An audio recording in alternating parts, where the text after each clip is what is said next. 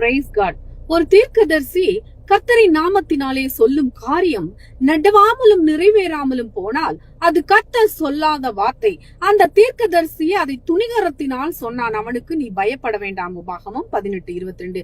தீர்க்க தரிசனம் சொல்லுகிறவர்களும் தீர்க்க தரிசனம் ஊழியம் செய்கிறவர்களும் கர்த்தருடைய வார்த்தைகளை மாத்திரமே பகிர வேண்டும். அதாவது கர்த்தர் சொன்னதை மாத்திரமே சொல்ல வேண்டும். மாறாக தன்னுடைய சொந்த வார்த்தைகளையோ மாம்சத்தின் எண்ணங்களையோ துணிகரமாக சொல்லக்கூடாது. அது தேவ தூஷணமாகும். இன்றைக்கு நிறைய பேர் தங்களை தீர்க்கதரிசி என்று சொல்லிக் கொண்டு ஜனங்களை ஏமாற்றுகிறார்கள். கர்த்தருடைய பிள்ளைகளே, எச்சரிக்கையாயிருங்கள். ஆட்டுத்தோல் போர்த்திய ஓநாய்கள் உங்களுக்குள்ளே புகுந்திருக்கிறது.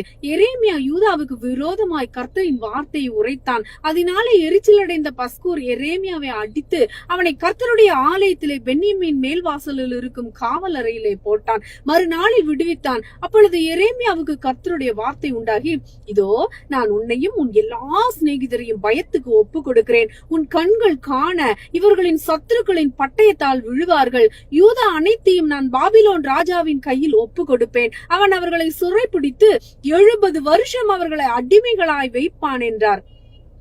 ஆனால் அனனியா என்கிற தீர்க்கதரிசியோ, பாபிலோன் ராஜா சிறைப்பிடித்து போனவர்களை கர்த்தர் 2 வருஷத்தில் விடுவிப்பார். அவன் எடுத்து சென்ற ஆலயத்தின் மணிமூட்டுகளையும் ஜனங்களையும் விடுவிப்பான் என்று தேவ சபையிலே துணிகரமான பொய் தீர்க்க தரிசனம் உரைத்தான். அது அவனுடைய ஜீவனுக்கே உலை வைத்தது. கர்த்தர் சொல்லாத வார்த்தையை கர்த்தர் சொன்னதாக இன்றைக்கும் அநேக கள்ள தீர்க்கதரிசிகள் நம் மத்தியில் உலா வந்து கொண்டிருக்கிறார்கள். கர்த்தருடைய பிள்ளைகளே, எச்சரிக்கை, எச்சரிக்கை, எச்சரிக்கை. கர்த்தர் தாமே உங்கள் யாவரையும் ஆசீர்வதிப்பாராக.